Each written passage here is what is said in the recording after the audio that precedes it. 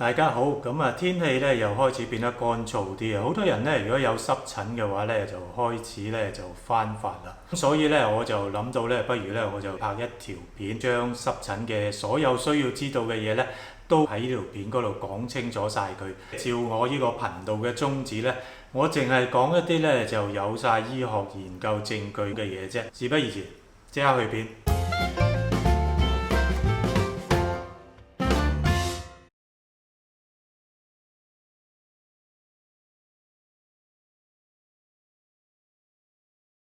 咁我哋皮膚嘅主要功能呢，佢係作為一種屏障嘅一個 barrier 咁樣樣。咁大家要知道呢，我哋身處嘅環境呢，其實有好多對我哋身體有害嘅嘢存在嘅。咁包括好多嘅致敏原啦，即係話會令到我哋身體受刺激引起過敏反應嘅。咁呢個係致敏原啦。咁亦都包括好多唔同嘅細菌病毒咁樣樣。咁呢隻呢就係一個細菌啦。咁佢呢就等住呢揾機會呢就入侵我哋嘅身體嘅。咁所以我哋嘅皮膚呢就有一啲嘅機制呢可以阻止呢啲事發生。咁第一道防線呢就係呢個叫做角質層咁嘅嘢。咁即係其實呢就係一層死皮擋住咧外界嗰啲即係致敏原啦，或者咧嗰啲細菌，等佢咧就唔好入侵嘅。咁皮膚下一層咧就係一啲好緊密排列嘅細胞喺度啦。咁呢啲細胞咧就點緊密都好啦。咁但係細胞同細胞之間咧係會有罅隙喺度嘅。咁呢個罅隙咧咁就即係要封實佢。咁大家見到咧，其實周圍都係藍色，其實咧就係呢啲細胞咧周圍咧係有一層水分喺度嘅。咁就話呢啲水分咧就會將呢啲罅隙咧就封實咗。咁個情形咧就有啲似砌一棟磚牆咁樣。咁你砌咗棟磚牆之後咧，你要佢防水嘅話，咁梗係喺磚同磚之間咧就要抿咗啲灰，咁等啲灰乾咗之後咧，嗰道牆咧就可以防水啦。咁細胞亦都一樣啦，細胞同細胞之間咧就有一啲水分喺度咧，咁就會將空隙咧就封死咗，就擋住咧外界嗰啲刺激物質。咁變咗咧啲致敏原咧，其實咧就唔係咁容易咧能夠入侵我哋嘅身體。咁啲細菌亦都冇咁容易咧就走入嚟。至於咧就濕疹嘅人嘅皮膚嘅問題係咩咧？佢主要咧就係皮膚呢個屏障功能咧就失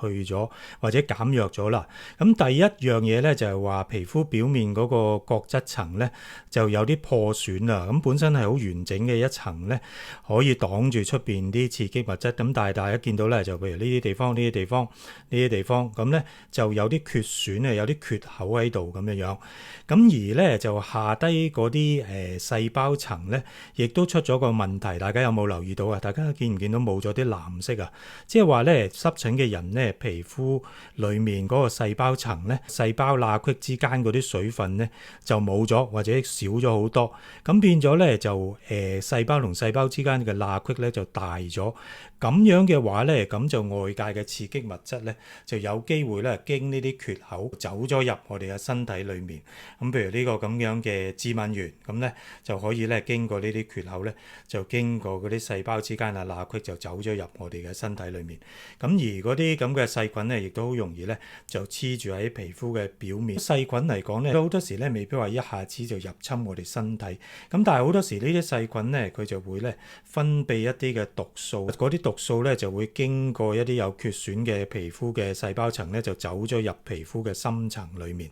咁跟住咧，我哋嘅身體當然咧就唔會話坐視不理啦。咁因為我哋咧知道有啲外界物質走咗入嚟嘅話咧，咁我哋梗係嘗試咧將佢整走啊，將嗰啲菌殺死啊。所以嚟講咧，跟住咧就呢啲咁嘅白血球咧就會走過嚟啦。呢個咧係一個發炎反應嚟嘅，即係話呢個身體咧引發呢個發炎反應咧，就係嘗試將一啲對我哋身體有害嘅嘢整走。大家見到呢啲白血球細胞裏面，譬如呢啲熒光色啊，或者呢度咧有啲粉紅色嗰啲咧，其實咧就係呢啲白血球細胞或者啲發炎細胞裡面含有嘅細胞因子啦 cytokine， 佢咧就會將呢啲咁嘅細胞因子咧就分泌出嚟。細胞因子分泌咗出嚟之後咧，咁就會引發一個發炎反應，令到嗰啲入侵嘅致敏原啊、毒素啊、細菌啊、病毒嗰啲咧將佢整走。呢啲咁嘅細胞因子除咗即時去控制嗰啲入侵嘅細菌、病毒或者致敏原之外咧，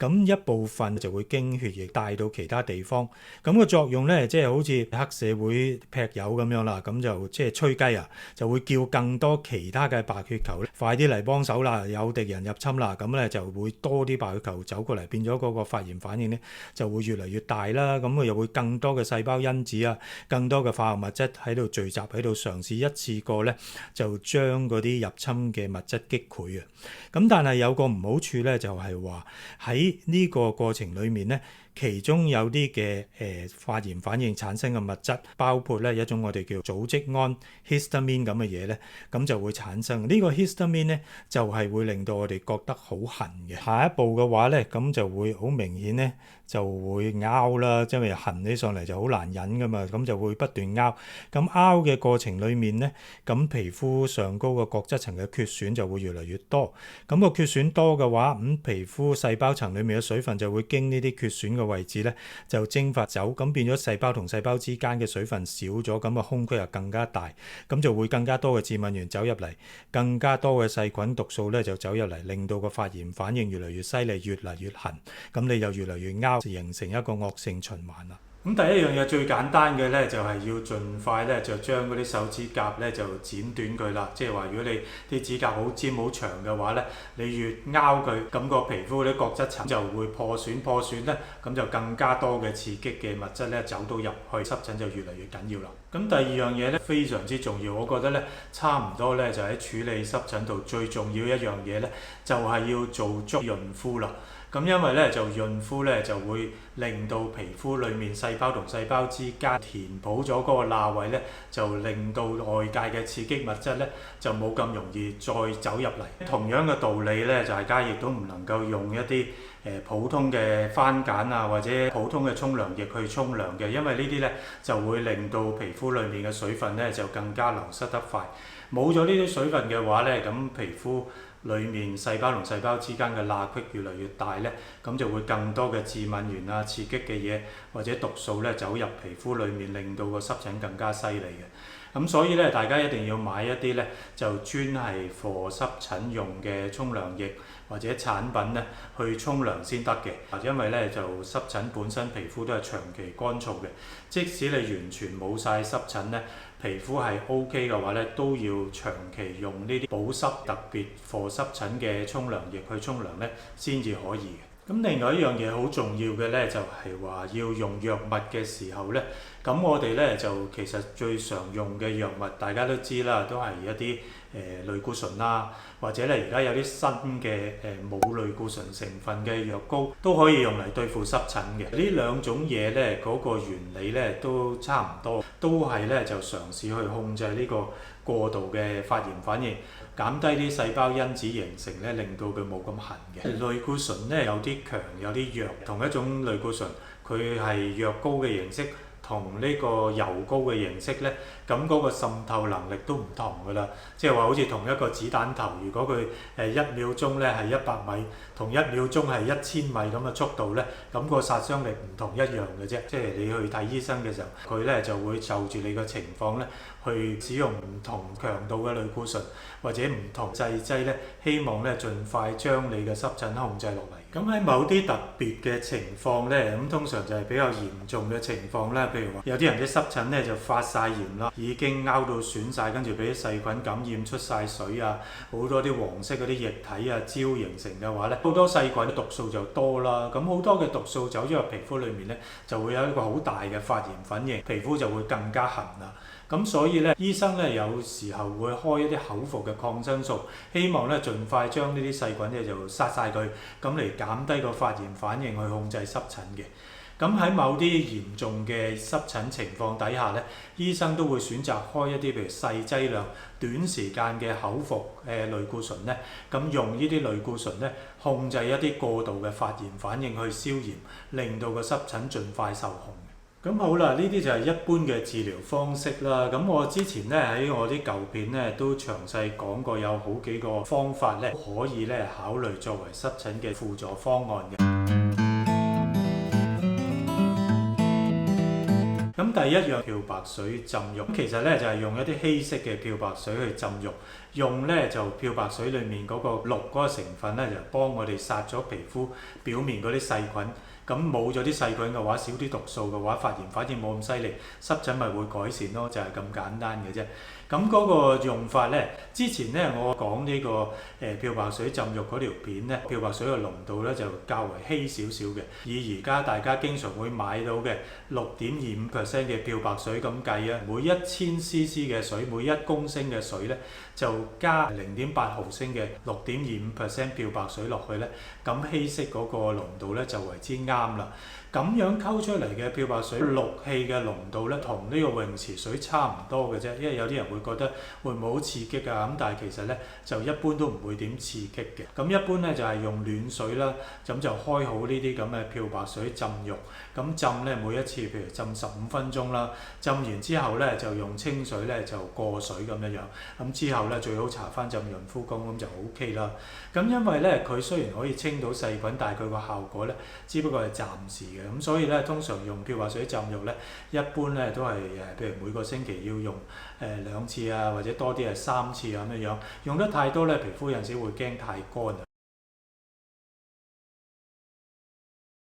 咁第二咧就係濕敷啦。咁濕敷呢個方法咧，其實嘅原理咧就係增加皮膚裡面嘅水分嘅啫。大家要知道詳細點做咧，可以睇翻我舊嗰啲片，較大啲聲就睇得到噶啦。咁其實就即係話搽大量嘅潤膚膏，即係臨瞓之前咧喺個皮膚嗰度搽大量嘅潤膚膏啦，跟住咧就套第一層沾咗啲暖水濕嘅紗布。喺外邊咧，再套一層乾嘅紗布，跟住就瞓覺。到第二朝瞓醒嘅就除咗佢啦。咁當然咧，而家天氣乾燥，有陣時瞓到半夜咧，就佢會乾咗嘅。咁乾咗嘅話咧，就要除咗表面乾嗰層紗布咧，用個噴壺咧就再噴多啲暖水整濕裡面嗰層，跟住再套翻乾嗰層嘅紗布上去繼續瞓咁樣。咁最好咧就時間要足夠啦，譬如話瞓夠6個8個鐘咧，咁成晚咧個皮膚有潤膚膏同埋一層濕嘅紗布喺度咧，將嗰啲水分逼入皮膚裡面咧，第二朝咧除咗之後咧，個皮膚咧就會覺得潤好多，咁個濕疹就會改善㗎啦。第三咧就係燕麥浸浴啦，仲簡單啦，即係用一啲燕麥片啊，用個攪拌機咧，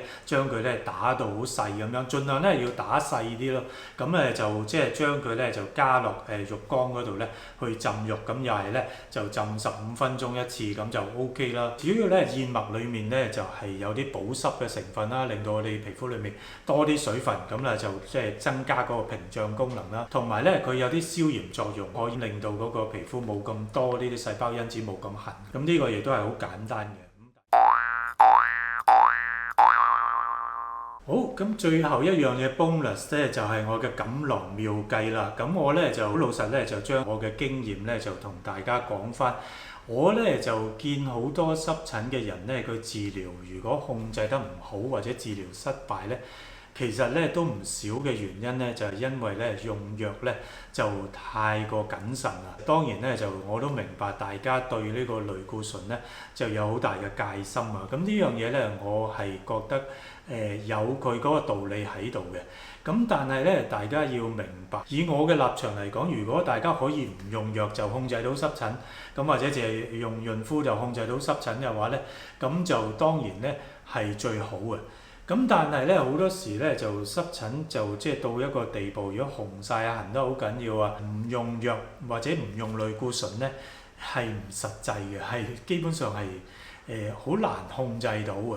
咁所以咧，當我哋需要用類固醇嘅話咧，咁就必須盡快咧就將嗰個濕疹控制落嚟先至係辦法嘅。好多人濕疹控制唔到咧，就係話即使我哋開咗類固醇，解釋咗咧，我哋只係會用一個短時間，應該副作用唔會好大咧，都好多人係唔肯用嘅，或者用嘅時候咧就只係用好少，用到唔足夠嘅。咁變咗唔足夠嘅話咧，咁就唔能夠將嗰個濕疹咧就盡快控制落嚟。咁濕疹繼續惡化嘅時候咧，咁嗰個惡性循環就會繼續落去，咁啲皮膚發炎越嚟越犀利，慢慢就變厚，變厚嘅話咧，咁嗰啲藥咧就更加滲透唔到落去，你又越唔肯用藥咧，咁就更加嘅效果唔得咧。我建議咧，大家用類固醇咧，寧願咧就用足夠嘅份量，快啲將佢控制落嚟咧，跟住就即刻停咗佢。就淨係用潤膚啊或者其他嘅方法咧，就將佢控制住咧，就好過咧就擠牙膏咁樣，令到皮膚嗰個濕疹咧越嚟越犀利，皮膚越嚟越厚，跟住不受控咧就會更加難處理。好，咁今日咧就同大家講咗濕疹嘅基本嘅原理啦，同埋嘅處理方法啦，亦都有一啲咧好簡單嘅 DIY。有啲人特別嚴重嘅話，咁你一定要睇醫生。希望咧大家咧睇完呢條片咧就對濕疹有個正確嘅認識。咁啊，多謝大家嘅收睇，咁請你點讚、留言、訂閱，就記住撳埋個鐘仔。下次再見，拜拜。